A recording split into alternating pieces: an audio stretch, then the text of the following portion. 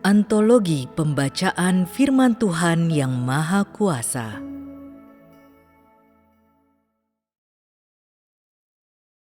Tuhan itu sendiri, Tuhan yang unik.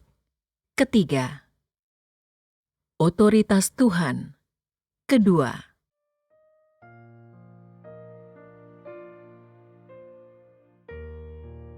saat ini kita akan melanjutkan persekutuan kita tentang topik Tuhan itu sendiri, Tuhan yang unik. Kita telah melakukan 2 persekutuan terhadap subjek ini. Yang pertama, tentang otoritas Tuhan, dan yang kedua, tentang watak Tuhan yang benar. Setelah mendengarkan 2 persekutuan ini, sudahkah engkau mendapatkan pengertian pemahaman baru akan jati diri, status, dan hakikat Tuhan? Sudahkah wawasan ini membantumu mencapai pengetahuan yang lebih mendalam serta kepastian akan kebenaran keberadaan Tuhan? Hari ini, aku berencana menguraikan panjang lebar tentang topik otoritas Tuhan. Memahami otoritas Tuhan dari sudut pandang makro dan mikro. Otoritas Tuhan itu unik. Otoritas ini merupakan pengungkapan yang khas dan substansi yang khusus. Identitas Tuhan itu sendiri. Tidak ada makhluk, baik ciptaan maupun bukan ciptaan, yang memiliki pengungkapan yang khas dan substansi khusus seperti itu. Hanya Sang Pencipta yang memiliki otoritas seperti ini. Artinya, hanya Sang Penciptalah, Tuhan, pribadi yang unik, yang dinyatakan dengan cara ini dan memiliki substansi ini. Kenapa harus membahas tentang otoritas Tuhan? Bagaimana otoritas Tuhan itu sendiri berbeda dengan otoritas dalam pikiran manusia? Apa yang menjadikannya begitu istimewa? Mengapa sangat penting untuk membicarakannya di sini? Masing-masing dari kamu sekalian harus mempertimbangkan masalah ini dengan hati-hati. Bagi kebanyakan orang, otoritas Tuhan adalah sebuah konsep yang samar, yang sangat sulit dipahami. Dan setiap pembahasan tentang hal tersebut cenderung tidak jelas. Jadi akan selalu ada kesenjangan antara pengetahuan tentang otoritas Tuhan yang mampu dimiliki oleh manusia dan hakikat dari otoritas Tuhan. Untuk menjembatani kesenjangan ini, seseorang harus secara bertahap mengenal otoritas Tuhan melalui orang lain, peristiwa, hal-hal, atau fenomena dunia nyata yang berada dalam jangkauan manusia, yang mampu dipahami manusia. Walaupun frasa otoritas Tuhan mungkin tampak sulit dicerna, otoritas Tuhan sama sekali tidak abstrak. Ia hadir bersama manusia dalam setiap menit kehidupannya, membimbingnya melewati setiap harinya, sehingga dalam kehidupan sehari-hari setiap orang, ia tentu akan melihat dan mengalami aspek yang paling nyata dari otoritas Tuhan. Wujud aspek yang nyata ini adalah bukti bahwa otoritas Tuhan benar-benar ada dan sepenuhnya memungkinkan seseorang untuk menyadari dan memahami fakta bahwa Tuhan memiliki otoritas ini. Tuhan menciptakan segala hal dan sebagai pencipta, Ia memiliki kuasa atas segala hal. Selain memiliki kuasa atas segala hal, Ia juga memiliki kendali atas segala hal. Apa artinya pemikiran bahwa Tuhan mengendalikan segalanya? Bagaimana pemikiran ini dapat dijelaskan? Bagaimana penerapannya dalam kehidupan nyata? Bagaimana engkau sekalian dapat mengenal otoritas Tuhan dengan memahami kenyataan bahwa Tuhan mengendalikan segalanya? Dari frasa Tuhan mengendalikan segalanya itu sendiri, kita seharusnya melihat bahwa yang dikendalikan Tuhan bukanlah sebagian dari planet-planet atau sebagian ciptaan, apalagi sebagian dari umat manusia, melainkan segalanya, dari yang berukuran raksasa sampai yang mikroskopis, dari yang tampak sampai yang tak kasat mata, dari bintang-bintang di alam semesta sampai makhluk hidup di atas bumi, beserta mikroorganisme yang tidak bisa dilihat dengan mata telanjang, atau makhluk-makhluk yang hadir dalam wujud lain. Inilah definisi yang tepat dari segala hal yang Tuhan kendalikan, dan juga cakupan dari otoritas Tuhan. Inilah jangkauan kedaulatan dan kekuasaannya. Sebelum hadirnya umat manusia, kosmos, seluruh planet, semua bintang di langit telah terlebih dahulu ada. Pada tingkat makro, benda-benda langit ini telah mengorbit secara teratur di bawah kendali Tuhan sepanjang keberadaan mereka, berapa lama pun itu. Planet mana yang bergerak ke titik mana pada waktu tertentu, planet mana yang mengerjakan tugas apa, dan kapan tugas tersebut dikerjakan, planet mana yang berputar di orbit yang mana, dan kapan ia menghilang atau digantikan. Semuanya berjalan tanpa kesalahan sedikit pun. Posisi planet-planet tersebut, beserta jarak di antara mereka, semuanya mengikuti suatu pola yang tetap. Semuanya dapat dinyatakan dalam data yang akurat. Jalur pergerakan mereka, kecepatan dan pola pengorbitan mereka, saat mereka berada dalam beragam posisi, dapat dihitung secara akurat dan dinyatakan dalam hukum-hukum tertentu. Selama berayon-ayon, planet-planet tersebut telah tunduk pada hukum-hukum ini, tidak pernah menyimpang sedikit pun. Tidak ada kuasa yang dapat mengubah atau mengganggu pergerakan orbit ataupun pola yang mereka ikuti.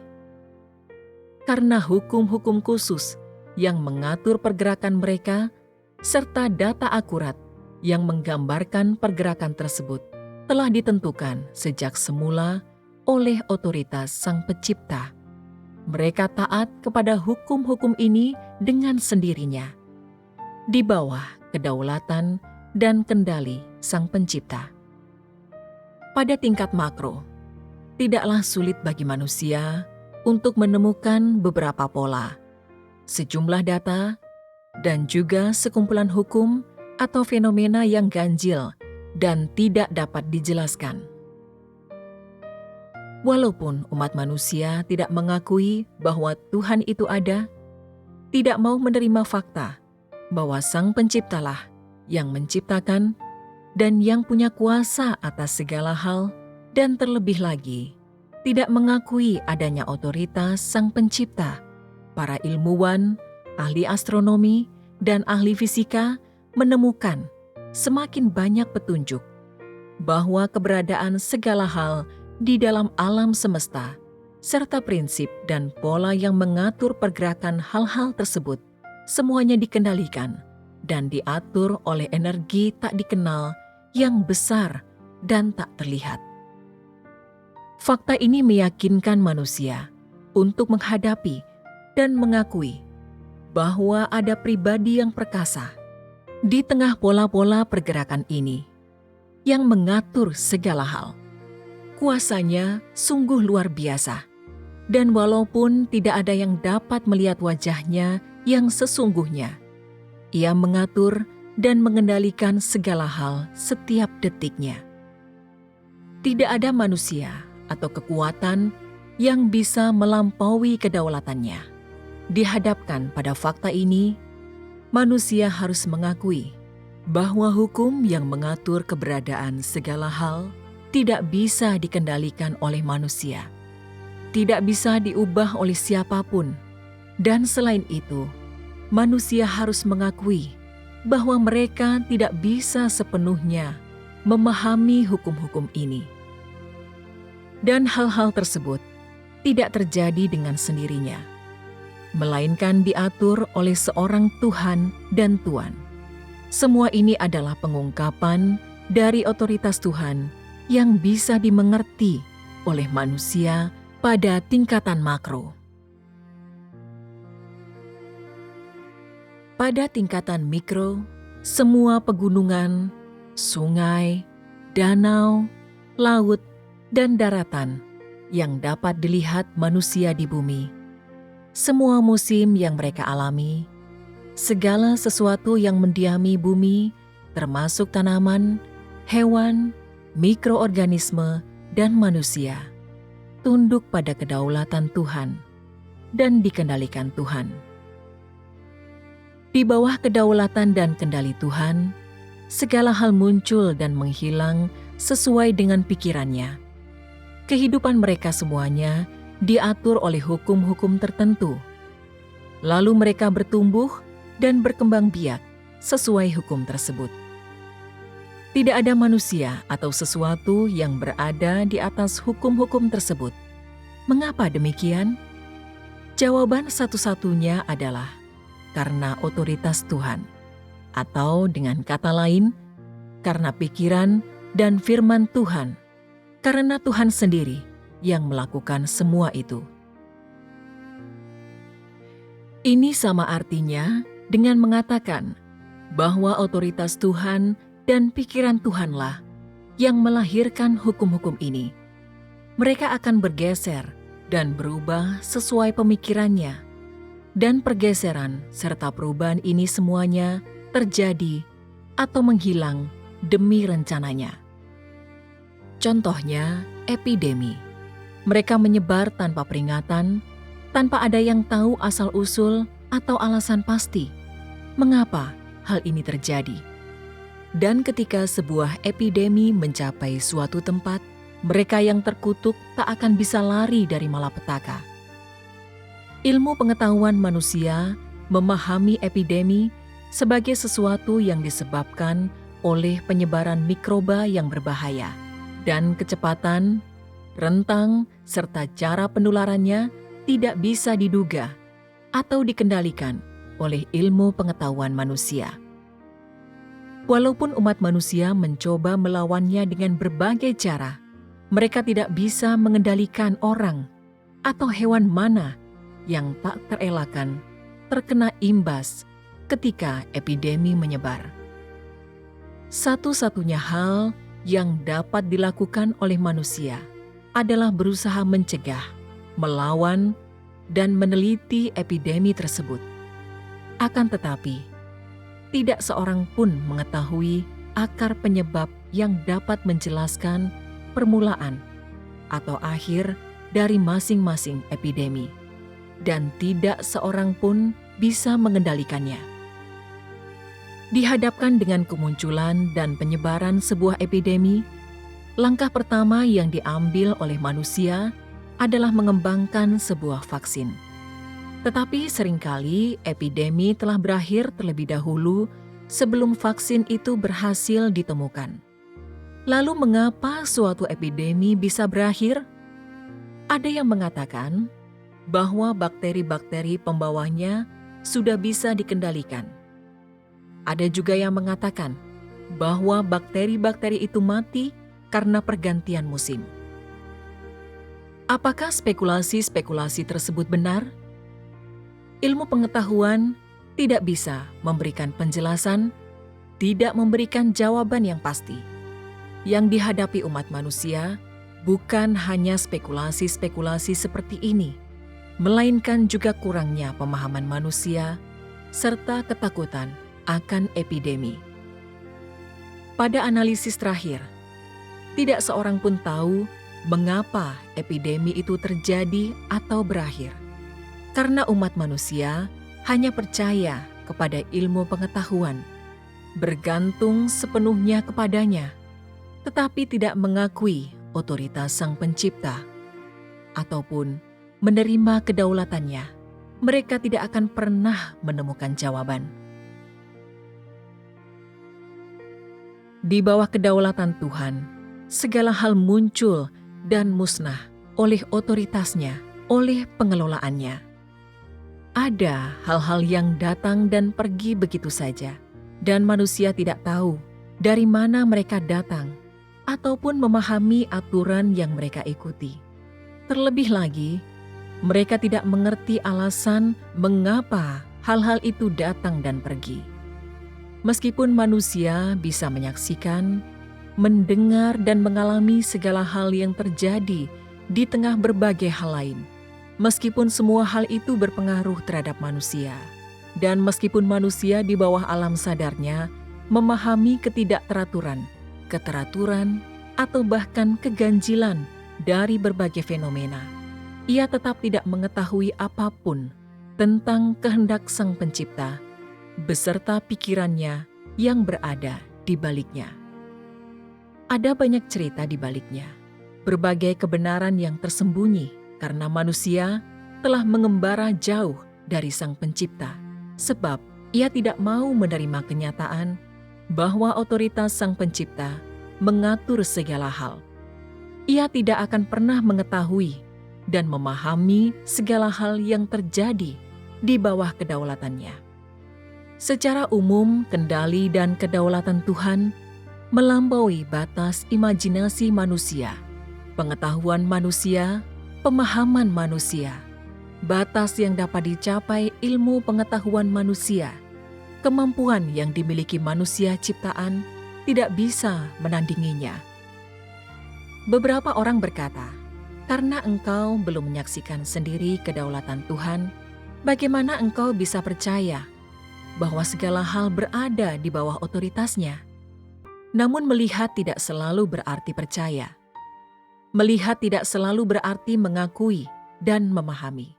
Jadi, dari mana datangnya kepercayaan? Aku dapat berkata dengan pasti, kepercayaan datang dari besar dan dalamnya pemahaman dan pengetahuan seseorang akan realitas dan akar penyebab dari segala hal. Jika engkau percaya bahwa Tuhan itu ada, tapi engkau tidak bisa mengakui, apalagi mengalami kenyataan tentang kendali dan kedaulatan Tuhan atas segala hal. Di dalam hatimu, engkau tidak akan pernah mengakui bahwa Tuhan memiliki otoritas demikian dan bahwa otoritas Tuhan itu unik. Engkau tidak akan pernah benar-benar menerima Sang Pencipta sebagai Tuhan dan Rajamu. Nasib umat manusia dan alam semesta tidak dapat dipisahkan dari kedaulatan Sang Pencipta. Engkau sekalian adalah orang dewasa. Beberapa darimu berusia parubaya. Sebagian lagi sudah memasuki usia senja.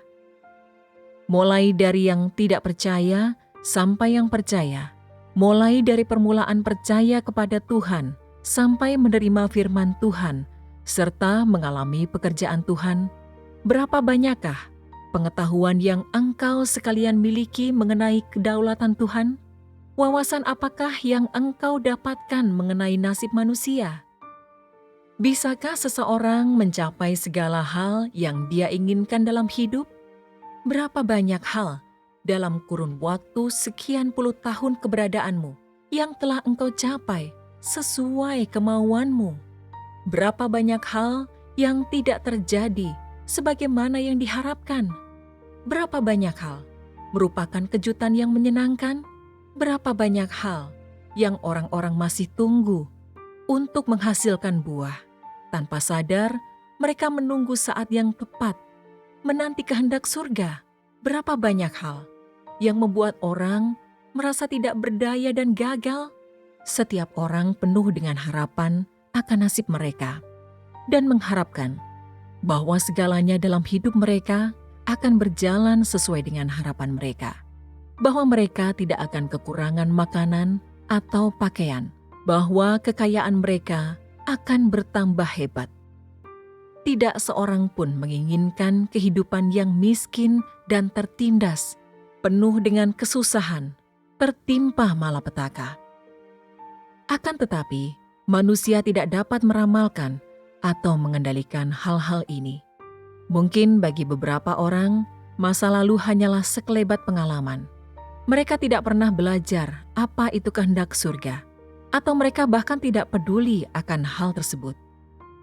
Mereka menjalani hidup mereka tanpa banyak berpikir, layaknya hewan, menjalani hari demi hari, tidak peduli tentang apa nasib umat manusia itu, tentang mengapa manusia bisa hidup, atau bagaimana mereka semestinya hidup. Orang-orang ini mencapai usia lanjut tanpa mendapatkan sedikit pun pemahaman akan nasib manusia. Dan sampai ajal mereka tiba, mereka tidak mengetahui apa arti hidup. Orang-orang seperti ini sesungguhnya sudah mati. Mereka adalah makhluk tanpa jiwa. Mereka adalah binatang. Meskipun hidup di tengah segala macam hal, manusia mendapatkan kesenangan dari berbagai cara yang dunia berikan untuk memenuhi kebutuhan material mereka. Walaupun mereka melihat bahwa dunia material ini terus-menerus berkembang, pengalaman mereka sendiri, apa yang dirasakan dan dialami hati dan jiwa mereka, tidak ada hubungannya dengan hal-hal material, dan tidak ada hal-hal material yang dapat menggantikannya. Ini merupakan sebuah pengakuan jauh di lubuk hati seseorang, sesuatu yang tidak dapat dilihat dengan mata telanjang. Pengakuan ini terdapat dalam pemahaman dan perasaan seseorang akan kehidupan dan nasib manusia. Dan hal ini seringkali menuntun seseorang kepada pengertian bahwa seorang penguasa yang tak terlihat sedang menata segala hal, mengatur semuanya bagi manusia. Di tengah-tengah semua ini, seseorang mau tak mau menerima penataan dan pengaturan nasib pada saat yang sama. Ia mau tak mau menerima jalan menuju masa depan yang telah dirancang baginya oleh Sang Pencipta, kedaulatan Sang Pencipta terhadap nasibnya. Inilah kenyataan yang tak terbantahkan, tidak peduli bagaimana pemikiran dan sikap seseorang terhadap nasib. Tidak seorang pun yang mampu mengubah fakta ini.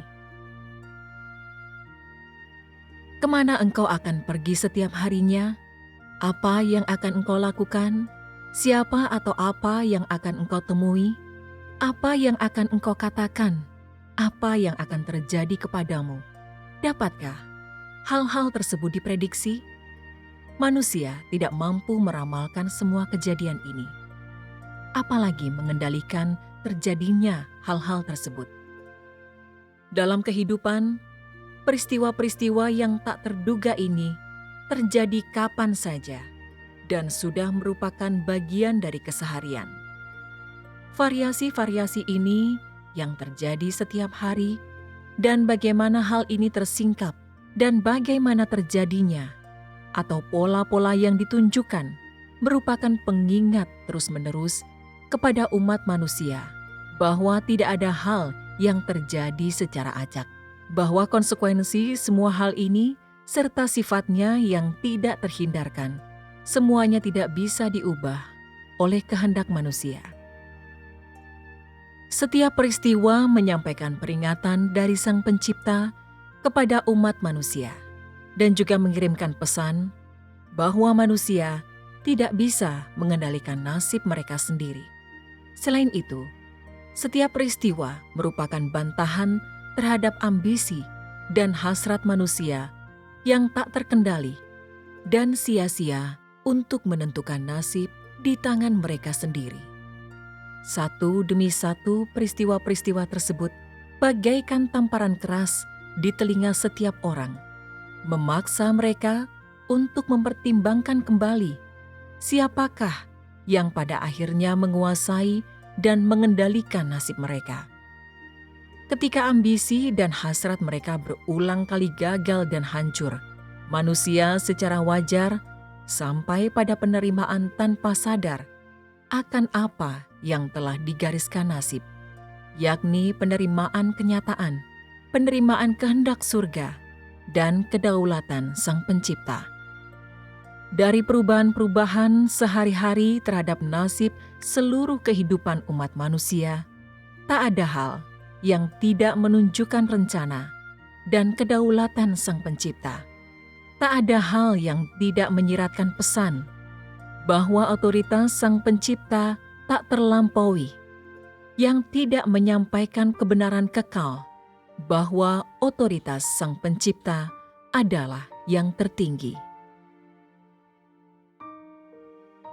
Nasib manusia dan alam semesta sangatlah erat terkait dengan kedaulatan Sang Pencipta dan terikat erat dengan pengaturan Sang Pencipta. Pada akhirnya, nasib manusia tidak bisa dipisahkan dari otoritas Sang Pencipta. Melalui hukum atas segala hal, manusia mulai memahami pengaturan Sang Pencipta dan kedaulatannya. Melalui aturan tentang kelangsungan hidup, ia menjadi tahu akan pemerintahan Sang Pencipta.